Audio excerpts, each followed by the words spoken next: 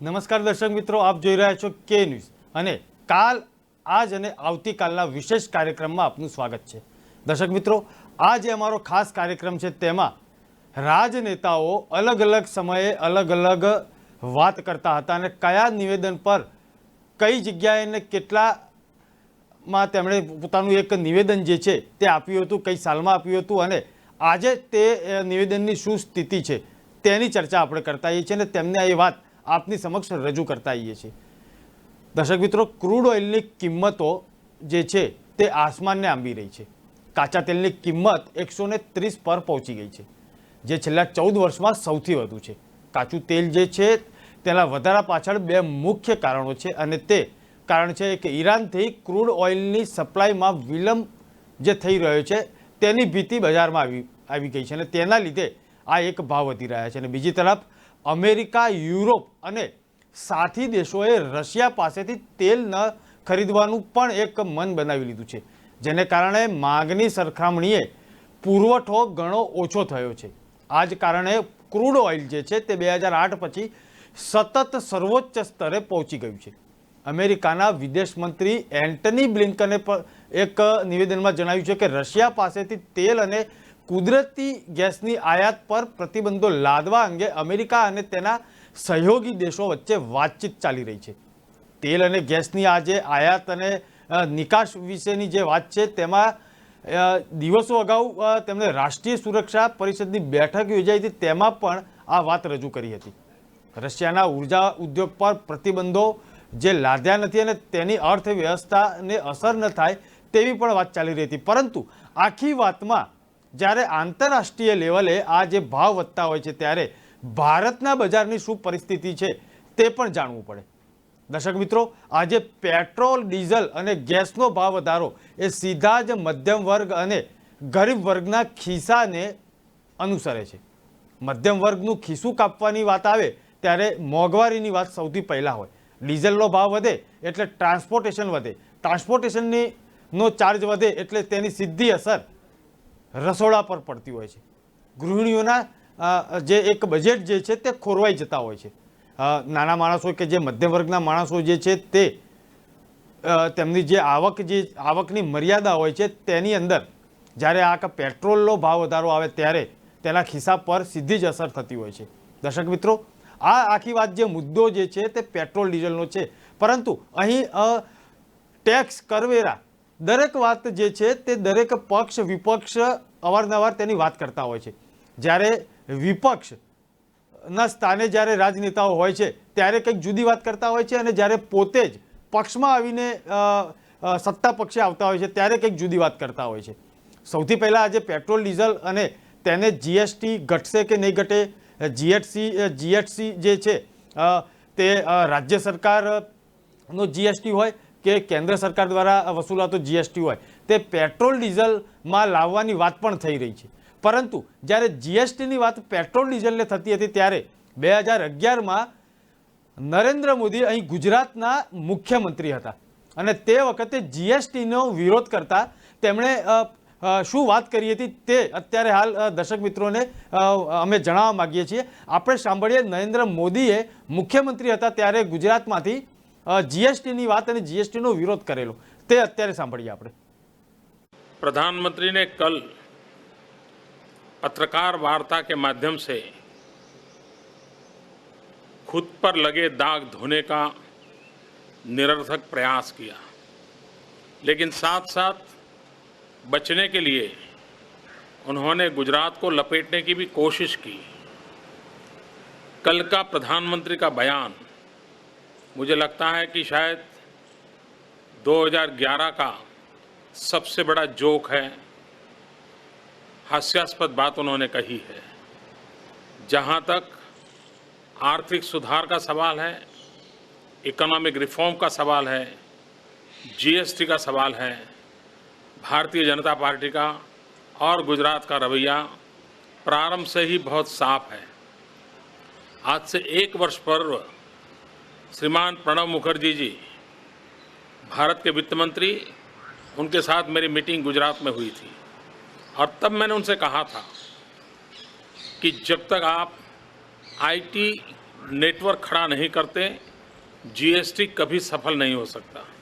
और मेरी बात को उन्होंने स्वीकार किया था और मेरी हाजिरी में ही अपने प्रिंसिपल सेक्रेटरी को सूचना दी थी कि एक टास्क फोर्स बनाया जाए और तत्काल आईटी बैकअप की व्यवस्था का प्रबंध किया जाए, तभी जाकर के जीएसटी सफल हो सकता है। उन्होंने भी माना था और आज मैं जब ये इंटरव्यू दे रहा हूँ तब तक उस दिशा में भारत सरकार ने कुछ नहीं किया है।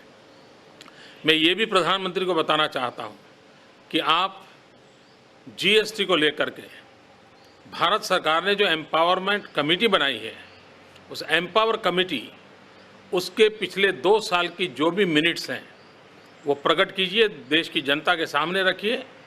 पिछले 2 साल से लगातार हम जो सुधार करने के लिए सुझाव रखते हैं, भारत सरकार कोई सुधार के सुझाव को स्वीकार नहीं करती है। राज्यों के आर्थिक हितों पर कोई खिलवाड़ नहीं होना चाहिए।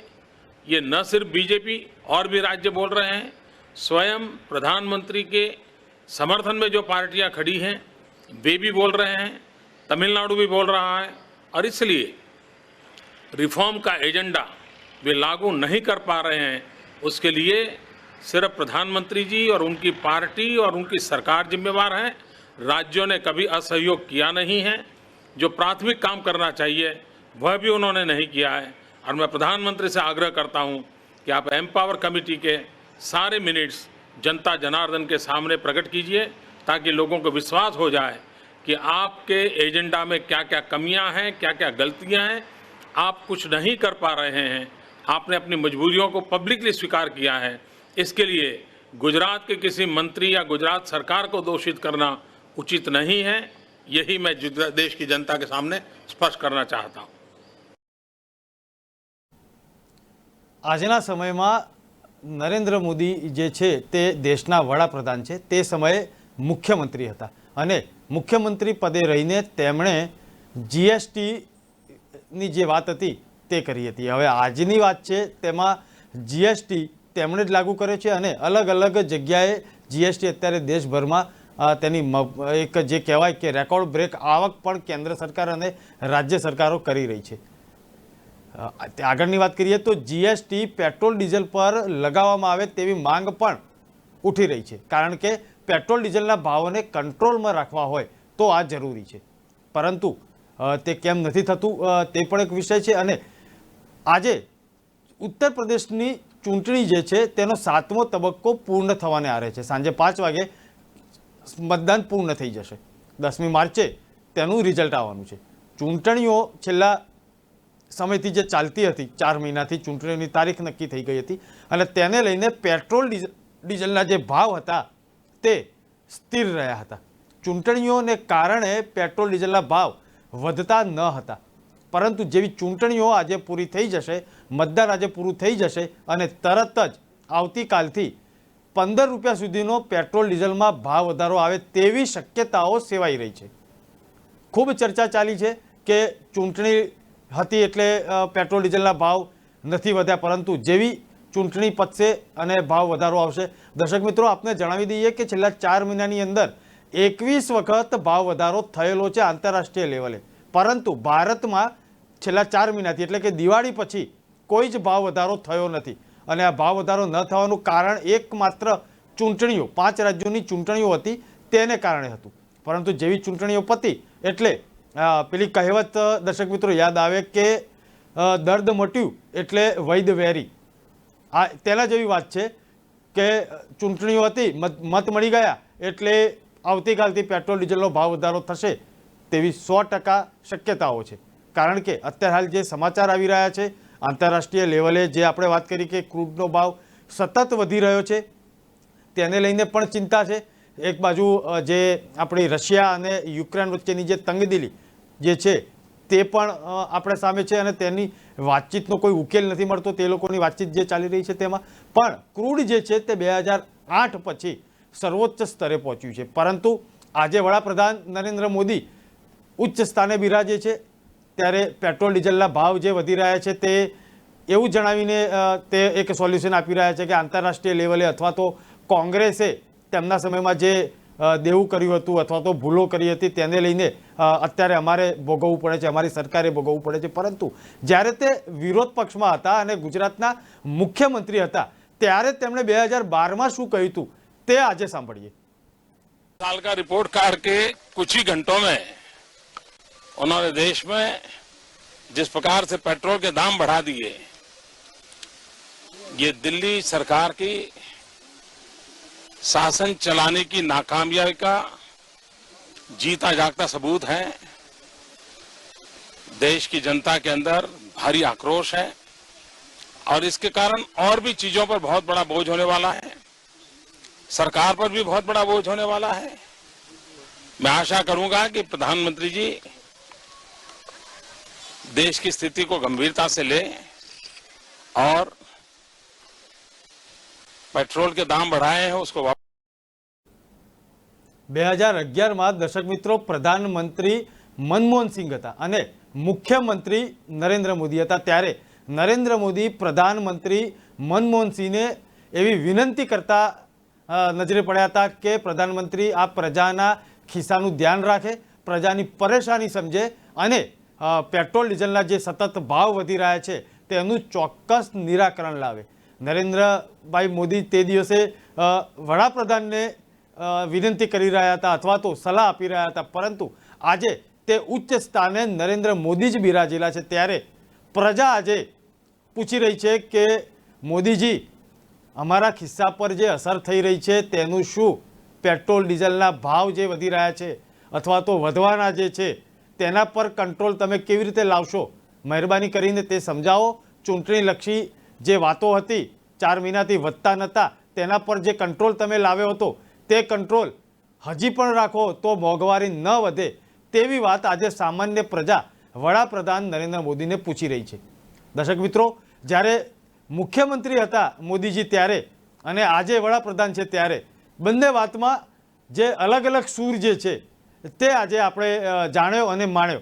પરંતુ દર્શક મિત્રો, તે 2011ની અંદર રાજનાથસિંહ પક્ષના પ્રમુખ હતા ત્યારે લોકસભાની અંદર કેવી રીતે તે વિરોધ કરતા હતા, પેટ્રોલ ડીઝલના ભાવોને લઈને હોય કે મોંઘવારીને લઈને હોય તે પણ આજે અચૂક સાંભળીશું. કારણ કે રાજનાથસિંહ આજે સત્તા પક્ષે બેઠેલા છે અને આપણા સંરક્ષણ મંત્રી છે. સત્તા પક્ષે બેઠા પછી શું બોલે છે તે પણ જોઈશું. પરંતુ અત્યારે હાલ જ્યારે તે લોકો વિરોધ પક્ષમાં બેઠા હતા ભાજપના નેતાઓ ત્યારે શું કહેતા હતા તે જોઈશું. અત્યારે હાલ રાજનાથસિંહ 2011માં શું નિવેદન આપતા હતા તે સાંભળીએ. पहली बार रेपो रेट अथवा जो है रिवर्स रेपो रेट ये बढ़ाया घटाया गया हो, पहली बार नहीं है, बल्कि कई बार एक साल के अंदर ये हो चुका है. अब लोगों के लिए यदि कोई घर बनाना चाहता है तो ये बनाना बहुत ही दूभर हो जाएगा. लेकिन सब मिला जुला कर यदि मुझे कहना हो तो मैं कहूँगा कि जैसे मुझे ऐसा लगता है कि कंट्री की इकोनॉमी पर इस गवर्नमेंट की जो एक पकड़ होनी चाहिए, एक ग्रिप होनी चाहिए, वो पूरी तरह से समाप्त हो गई है और जैसे लगता है कि हमारे देश की इकोनॉमी एकदम बिल्कुल डायरेक्शनलेस हो गई है. इसके लिए आप एक मुख्य विपक्षी पार्टी हैं, आप क्या लोगों की क्या नीति रणनीति क्या होगी? रणनीति का जहाँ तक प्रश्न है, हम बाहर भी आवाज उठा सकते हैं और संसद जब चलेगी संसद में भी हम इस मुद्दे पर अपनी आवाज उठाएंगे. और ये पहली बार ये आवाज उठाएंगे ऐसा नहीं है, इसके पहले भी जब जब भी संसद चली है देश की अर्थव्यवस्था को लेकर हम लोगों ने चिंता व्यक्त की है और आगे भी जैसी हालत बनती जा रही है उसमें हम अपनी चिंता संसद में भी व्यक्त करेंगे. सर, सिर्फ संसद में चिंता जताने से क्या करना है? पर जिस तरीके से आप लोगों ने 184 पे आप चाह रहे थे कि चर्चा हो, लेकिन सरकार के साथ खड़ा आप लोग दिखे, इससे लगता नहीं है कि आप सरकार के साथ खड़े होने का तो कोई सवाल ही नहीं. और मैं कहता हूं कि आतंकवाद का मुद्दा है, महंगाई का मुद्दा है, यह सब सारे जो बड़े राष्ट्रीय सवाल हैं, यदि इन सवालों का समाधान करने के लिए, इन समस्याओं का समाधान करने के लिए सरकार यदि विपक्ष का यदि सहयोग चाहेगी तो मैं तो चाहूंगा कि दलगत भावना से ऊपर उठकर हमारी पार्टी दे और देगी. चाहने की बात क्या है, देगी ही देगी. राजनाथ जी और लेकिन मैं यह मानता हूं कि महंगाई यदि बढ़ रही है तो इस गवर्नमेंट की wrong economic policy, wrong economic planning और करप्शन प्रमुख रूप से 3 कारण हैं जिन कारणों से महंगाई बढ़ रही है और इसका समाधान ये सरकार नहीं कर. संसद का सत्र तो अब दूर है आने वाला क्या, लेकिन मुख्य विपक्षी पार्टी के तौर पर क्या प्रधानमंत्री से आप लोग इस प्रकार विरोध दर्ज कराएंगे? बिल्कुल विरोध तो दर्ज कराएंगे ही, इसमें कहा दो मत. विरोध दर्ज कराया है, आगे भी कराएंगे। भी हाल में पेट्रोल की कीमत जिस तरीके से कल बढ़ाई गई है, 3 रुपया 3.25 रुपया प्रति लीटर की दर से पेट्रोल की कीमत, मैं समझता हूं कि 1 वर्ष के अंदर ये 9 बार 11 बार हो गए।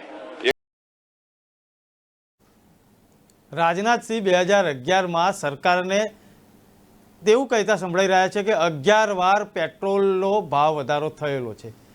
સરકાર ઇકોનોમિક અનબેલેન્સ છે, તેના લીધે આંતરરાષ્ટ્રીય જે સમસ્યા છે તેનું નિવેડ જે છે લાવી નથી શકતા। સમસ્યાનું સમાધાન જે છે તે વખતની તત્કાલીન સરકાર મનમોહન સિંહની સરકાર તે આપી નથી શકતી।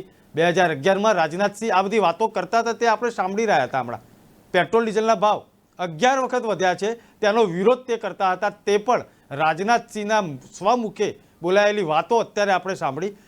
સરકારને રાજ કરતા નથી આવડતું, પ્રજાની મુશ્કેલીઓ ક્યાં ક્યાં વધી રહી છે, ઇકોનોમિકલ પરિસ્થિતિ જે છે, અર્થતંત્ર નબળું છે, નબળું થઈ રહ્યું છે। બેરોજગારીની વાત કરી હતી, મોંઘવારીની વાત પણ રાજનાથસિંહ કરી રહ્યા હતા। પણ અત્યારે હાલ દર્શક મિત્રો આપણે કહીએ તો રાજનાથસિંહ પોતે સત્તા સ્થાને બેઠેલા છે।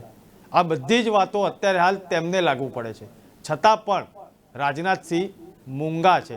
આજે કોઈ જ પ્રકારની વાત તેઓ કરતા નથી અને મોંઘવારીને લઈને તે વાત કરતા નથી। આ પ્રશ્ન કે ન્યૂઝ પણ રાજનાથસિંહને પૂછે છે કે રાજનાથસિંહ, આપ અત્યારે હાલ સંરક્ષણ પ્રધાન છો, સરકારમાં બેઠેલા છો। 2011માં જ્યારે વિપક્ષ હતા ત્યારે તેઓ જ્યારે તમે વિરોધ કરતા હતા ત્યારે એમ કહેતા જોવા મળતા હતા કે પ્રજાની વાત તમે સાંભળતા નથી, મનમોહન સિંહની સરકાર નબળી છે, અર્થતંત્ર નબળું પડી ગયું છે। પરંતુ અત્યારે હાલ એ તમામ વાતો, તમામ શબ્દો તમને લાગુ પડે છે। દર્શક મિત્રો, 2016માં કોંગ્રેસમાંથી અલકા લાંબાએ અનોખી રીતે વિરોધ કરેલો, તે પણ આપણે જોઈએ। देश के प्रधानमंत्री नरेंद्र मोदी जी का नवरात्रि के पहले दिन सुबह उठते उठते जो भेंट मिली देश को, जो तोहफा मिला हम सबको, उसको लेकर आई हूं। रसोई गैस की कीमतों में प्रति सिलेंडर 15 रुपए की वृद्धि। ये नवरात्रि के पहले दिन का देश में त्योहारों की शुरुआत होती है। देश के आर्थिक मंदी से गुजर रहा है, बेरोजगारी, महंगाई सबसे त्रस्त है। सोचा होगा कि नवरात्रि के पहले दिन से उनके कष्ट कटने शुरू हो जाएंगे, उन्हें राहत मिलेगी। और लगता है केंद्र की मोदी सरकार ठान चुकी है कि हमारी पूजा अर्चना ये 9 दिन जो रहेगी उससे शायद भगवान पसीज जाएंगे, भगवान को हम पर दया आ जाएगी। देश के करोड़ों गरीब मध्यम वर्गीय परिवारों पर जो महंगाई बेरोजगारी की मार झेल रहे हैं, लेकिन देश के प्रधानमंत्री को, केंद्र की मोदी सरकार, भाजपा सरकार को कतई भी मुझे लगता है इस बात का एहसास ही नहीं हो रहा है कि देश किस दौर से गुजर रहा है। मैं थोड़ा सा मीडिया का ध्यान इस अखबार पे भी ले जाना चाहती हूं। कच्चे तेल में उबाल से बढ़े हैं पेट्रोल डीजल के दाम। पूछना चाहती हूं मीडिया के साथियों से, ये हेडलाइंस तब क्यों नहीं बनी जब अंतरराष्ट्रीय बाजार में कच्चे तेल की कीमतें 140 तो हमारे समय पर थी। ये हेडलाइन जब इसी मोदी सरकार में कच्चे तेल की कीमतें 40 भी थी, $40 प्रति बैरल भी थी, तब क्यों नहीं सवाल पूछा कि कच्चे तेल की कीमतों में उबाल नहीं, बिल्कुल नीचे हैं, तब भी हमारे देश में पेट्रोल डीजल के दाम ऊपर क्यों थे? ये सवाल क्यों नहीं मीडिया કોંગ્રેસ સત્તા પર હતી ત્યારે 410 રૂપિયા ગેસ સિલિન્ડરનો ભાવ હતો, ઘરેલું ગેસ સિલિન્ડરનો, અને ભાજપા આવ્યા પછી 899 રૂપિયા ભાવ છે। આ ભાવની વાત ચાલતી હતી। અલકા લાંબા જે વાત કરી રહ્યા હતા તે 2016માં વાત કરી રહ્યા હતા। દર્શક મિત્રો, જ્યારે આપણે મોંઘવારીની વાત કરતા આવીએ અને અલગ અલગ વર્ષમાં અલગ અલગ કયા નેતાઓએ શું વાત કરી તે પણ આપણે સાંભળી રહ્યા છીએ, ત્યારે અલકા લાંબાએ કોંગ્રેસના શાસન વખતે અને ભાજપના શાસન વખતે શું ડિફરન્સ હતો 2016માં તેની વાત કરીએ અત્યારે. પણ અત્યારના પેટ્રોલિયમ મંત્રી જે છે ધર્મેન્દ્ર પ્રધાન તે શું કહી રહ્યા છે તે પણ સાંભળીએ આપણે.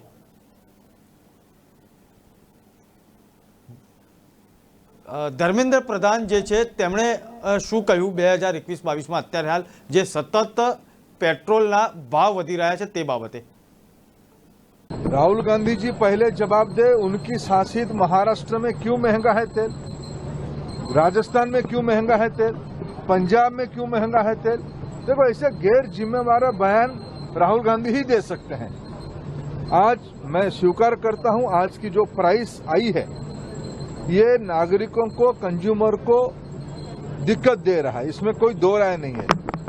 लेकिन भारत सरकार हो या राज्य सरकार है, कोरोना में लगभग 35,000 करोड़ से ज्यादा एक साल के अंदर टीका में खर्चा हो रहा है. अभी 1 लाख करोड़ रुपया खर्चा करके प्रधानमंत्री जी ने 8 महीने के लिए मुफ्त में खाद्यान्न देने के लिए प्रधानमंत्री गरीब कल्याण योजना शुरू की है. पीएम किसान में हजारों करोड़ रुपया देश के किसानों को सीधा बैंक खाता में पहुंचाया गया है. मैं इसी साल की बात कर रहा हूं. अभी किसानों की हित को ध्यान में रखते हुए चावल और गेहूं की एमएसपी घोषणा की गई. ये सारे खर्चा अभी और उसके अलावा देश में रोजगार सृजन के लिए, डेवलपमेंट काम होने के लिए इन्वेस्टमेंट की आवश्यकता हो रही है. इस कष्ट के समय में हम पैसा बचा के लोक कल्याण काम पे लगाएं. अगर राहुल गांधी जी को इतनी गरीबों के प्रति दर्द है, चिंता है, वो अपने मुख्यमंत्री उद्धव ठाकरे जी को आदेश दें. आज मुंबई में सबसे महंगा इसीलिए है कि महाराष्ट्र की टैक्स देश के अंदर सबसे ज्यादा है. राजस्थान की टैक्स पेट्रोल के ऊपर देश के अंदर सबसे महंगा है. वहां ધર્મેન્દ્ર પ્રધાન જે છે તે અલગ અલગ રાજ્યો પર દોષનો ટોપલો ઢોળી રહ્યા છે. આંતરરાષ્ટ્રીય ક્રૂડ ઓઇલ વધી તેનો દોષનો ટોપલો ઢોળી રહ્યા છે, પણ ચોક્કસ નિરાકરણ નથી લાવી શકતા. તે પણ એક સત્ય હકીકત છે. દર્શક મિત્રો, પેટ્રોલ ડીઝલના ભાવ તે દેશની મોટામાં મોટી સમસ્યા છે અને આ જે સમસ્યા જે છે તે મધ્યમ વર્ગ અને નિમ્ન મધ્યમ વર્ગના લોકોને સીધી રીતે તેમના ખિસ્સામાં અસર કરે છે. ત્યારે કેજરીવાલ પર ઘણા મદાર હતા અને કેજરીવાલ 2021માં શું બોલ્યા તે પણ સાંભળીએ. मान लो 100 रुपए का पेट्रोल है, मैं अभी एग्जैक्ट फिगर नहीं बोल रहा हूं, 100 रुपए में मान लो 20 रुपए तो लेती है स्टेट गवर्नमेंट और 60 रुपए लेती है मान लो सेंट्रल गवर्नमेंट. कम किसको करने चाहिए? सेंटर को कम. 1 मिनट सुनो तो सही, मेरी बात तो सुनो. जितनी भी राज्य सरकारें हैं वो सारी राज्य सरकारें बेचारे छोटे से रेवेन्यू पे चलती हैं.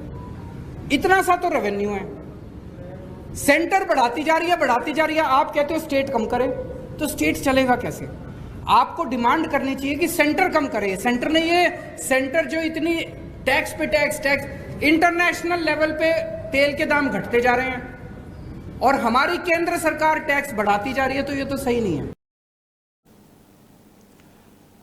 કેજરીવાલ જે પ્રમાણે સરકારને સલાહ સૂચન આપતા હતા કે જાણે ખૂબ એક્સપર્ટ છે અને કઈ રીતે ભાવને કંટ્રોલમાં રાખવા જોઈએ, શું કરવું જોઈએ, આમ તેમ બધી વાતો તેમણે કરી. પણ 2022માં પાછો સૂર બદલાયો અને 2022માં શું કીધું તે પણ સાંભળીએ. अपने लिए एक बहुत एम्बिशियस विजन रखा है, एक बहुत एम्बिशियस सोच रखी है कि हमें दिल्ली में प्रदूषण को, जो वाहनों से, व्हीकल से प्रदूषण हो रहा है उसको काफ़ी कम करना है.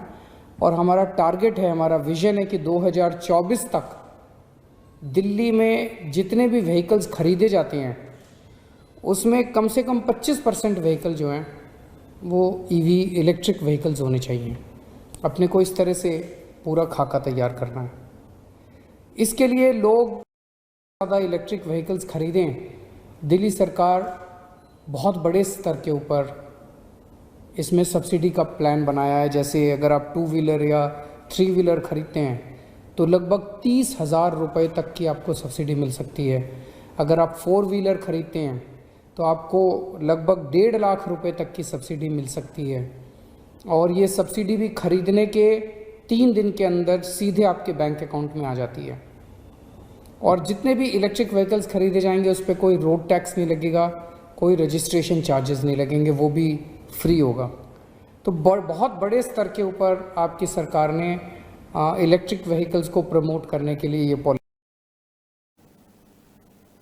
કેજરીવાલ ખૂબ શાણા રાજકારણી છે, કારણ કે દર્શક મિત્રો એક વાત અહીંયા ચોક્કસ છે કે જ્યારે પેટ્રોલ ડીઝલના ભાવ વધારાના વિરોધની વાત આવે ત્યારે કેજરીવાલ અહીં ઇલેક્ટ્રિક વ્હીકલ ખરીદવાની વાત કરી રહ્યા છે ને તેના પર અમે પ્રોત્સાહન આપીશું, સબસિડી આપીશું તેની વાત કરી રહ્યા છે। પરંતુ ડીઝલ પેટ્રોલના ભાવમાં જીએસટી જે લાગે તેને કેવી રીતે લગાડી શકાય, તેને સમર્થન કેવી રીતે આપી શકાય અથવા તો ભાવ વધારો કેવી રીતે કંટ્રોલમાં રાખી શકાય તેની વાત કરતા નથી અને ઇલેક્ટ્રિક વ્હીકલ વસાવવાની વાત તેઓ કરી રહ્યા છે। ત્યારે આ બધી વાતો વચ્ચે 2022ની ચૂંટણીમાં ઓવેસીએ એવી ભવિષ્યવાણી બાકી દીધી કે ચૂંટણી પતી જવા દો, તમારા ખિસ્સા પર 10 થી 15 રૂપિયાનો ભાવ વધારો આવશે અને પેટ્રોલ ડીઝલના ભાવ વધશે। શું કહ્યું ઓવેસીએ તે પણ સાંભળીએ। की कीमतें आसमान को छू रही हैं। और एक बात याद रखना, 7 तारीख की रात में 7 तारीख की रात में या 10 तारीख की सुबह में आप देखेंगे पेट्रोल डीजल की कीमतों में इजाफा हो जाएगा। ये कर देंगे कीमतों में इजाफा, बोलेंगे यूक्रेन में ऐसा हुआ, खुद भी लंबी लंबी छोड़ देते, बहाना बना देते कि ऐसा हुआ होना, ऐसा हुआ। और ये बेचारे भक्त बीजेपी के भक्त, नहीं नहीं नहीं मोदी जी ने सही किया। अबे तेरी गाड़ी में पेट्रोल क्या मोदी दल आ रहा है? ઓવેસીએ તો ચૂંટણીમાં જ કહી દીધું, ઉત્તર પ્રદેશના ચૂંટણીના પ્રવાસમાં જ અને પ્રચારમાં કે ચૂંટણી પતી જવા દો, તમારા પર પેટ્રોલ ડીઝલનો ભાવ આવવાનો, વધારાનો ભાવ ઝીંકાવાનો છે અને તમારું ખિસ્સું જે ગરમ થઈ રહ્યું છે તે ઠંડુ પણ પડશે।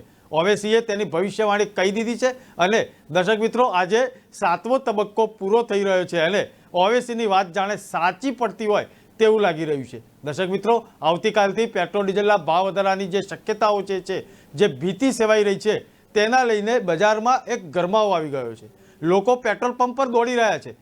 આજે પેટ્રોલની ટાંકી ફૂલ કરાવી લઈએ, કાલે કદાચ 10 થી 15 રૂપિયા વધી જશે તો પેટ્રોલ પંપવાળા પણ કમાવાની લાલચમાં પેટ્રોલ પર અત્યારે હાલ પેટ્રોલ પંપ પર પેટ્રોલ સ્ટોકમાં નથી તેવા બોર્ડ, તેવા પાટિયા લગાવવાની શરૂઆત થઈ ચૂકી છે। આ એક અફવા હોય કે ગમે તે હોય દર્શક મિત્રો, પરંતુ લોકોમાં એક ભીતિ છે કે આવતીકાલે મોંઘવારી વધશે, કેન્દ્ર સરકારે આ તરફ ધ્યાન આપવું પડશે। દર્શક મિત્રો જે નરેન્દ્ર તનેજા જે છે તે ભાજપના નેતા તે શું કહી રહ્યા છે તે પણ સાંભળીએ। अगर हम पीछे थोड़ा सा जाकर के देखते हैं तो जुलाई 2010 में डॉक्टर मनमोहन सिंह सरकार ने पेट्रोल और डीजल दोनों को डीकंट्रोल कर दिया था। हालांकि पेट्रोल उसी समय उसका जो लागू हो गया, पेट्रोल डीकंट्रोल कर दिया गया, लेकिन जो उसका क्रियान्वयन है वो डीजल का वो 2014 में जाके हुआ है, जब एनडीए सरकार सत्ता में आई। लेकिन 2010 से 2014 तक का आप इतिहास देखें, कीमतें बढ़ी थी लेकिन उसके बावजूद डीजल के ऊपर सब्सिडी चलती रही, अर्थात उस समय की सरकार ने उसकी कीमत को नियंत्रण में रखा। और कैसे रखा, उसके लिए सरकार जो है वो जो तेल की कंपनियां हैं उनको ऑयल बॉन्ड इशू कर दिया करती थी। अर्थात ये है कि उनको ये कहा जाता था जो भी आपका घाटा हो रहा है वो सरकार पूरा कर रही है। लेकिन कैसे सरकार पूरा करती थी, कोई पेमेंट नहीं करती थी, कोई पैसा नहीं देती थी, ऑयल बॉन्ड दे दिए और कंपनियां जाकर के वो बैंकों में भुनाया करती थी।